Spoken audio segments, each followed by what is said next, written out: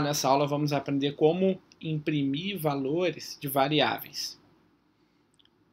Bom, das inúmeras possibilidades, vamos apresentar essas três aqui. Em JavaScript já temos funções prontas.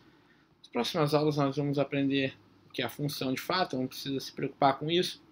Mas tem funções próprias para impressões. A função alert, a função document.write e a função console.log. O que cada uma faz? Bom, aquele famoso pop-up que abre na maioria dos sites, ele abre através da função alert. Então, se eu colocar aqui um texto, lembrando que texto em JavaScript se representa com aspas, aspas simples ou aspas duplas. Se eu clicar aqui, olá mundo, e der um run, então aparece uma janela para mim com essa informação. O document.write ele serve para escrever algum texto dentro do body do HTML, dentro da tag body. O texto que a gente escrever aqui vai ser incluso aqui, dentro da vista do usuário, claro, ele vai aparecer. Então, por exemplo, texto dentro do body.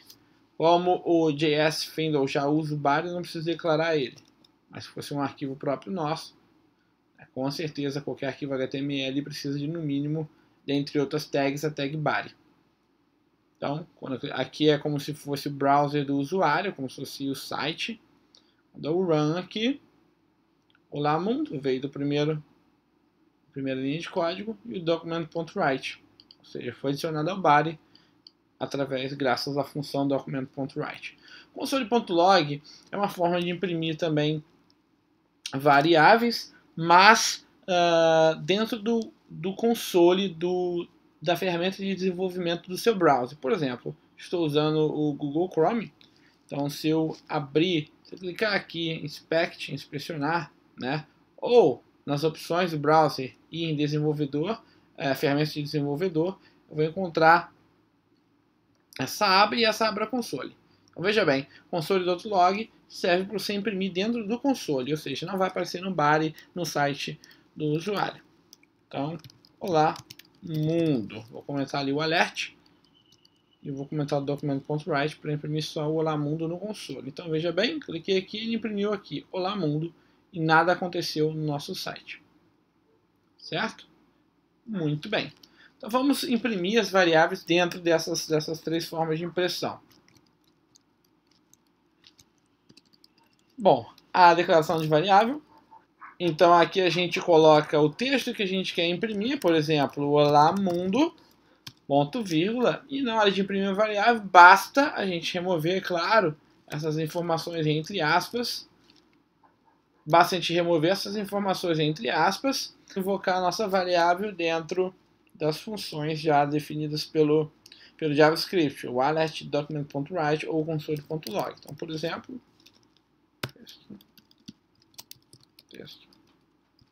texto. Deu um OK aqui, continua imprimindo o valor de uma variável.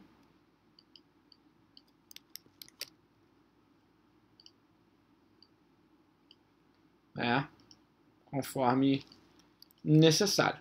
E como podemos ter também a concatenação. A concatenação, ou seja, a soma de textos com conteúdos de variáveis em JavaScript é feita com o sinal de mais. Então, por exemplo, se eu quero tem uma outra variável aqui, var segundo texto. Então, volte sempre. Eu quero somar esses dois textos, eu posso apenas adicionar, por exemplo, aqui mais e invocar a segunda variável, segundo texto, tá? Concatenação de variáveis. Observa que nessa linha de código 4, as variáveis elas estão juntas. Então, Bom, existem várias maneiras de resolver isso. Ou eu dou um espaço aqui, ou eu dou um espaço nessa saída, ou adiciono um espaço diretamente. Como? Eu digito mais um mais, abro aspas, crio um espaço aqui, meu problema vai estar resolvido. Então, olá mundo, pronto. Olá mundo, volte sempre. Então, se você tem alguma informação depois da variável, você precisa colocar o sinal de mais.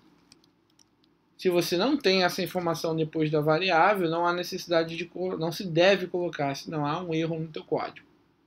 Então aqui, depois de texto, eu tenho uma informação, então eu preciso do mais.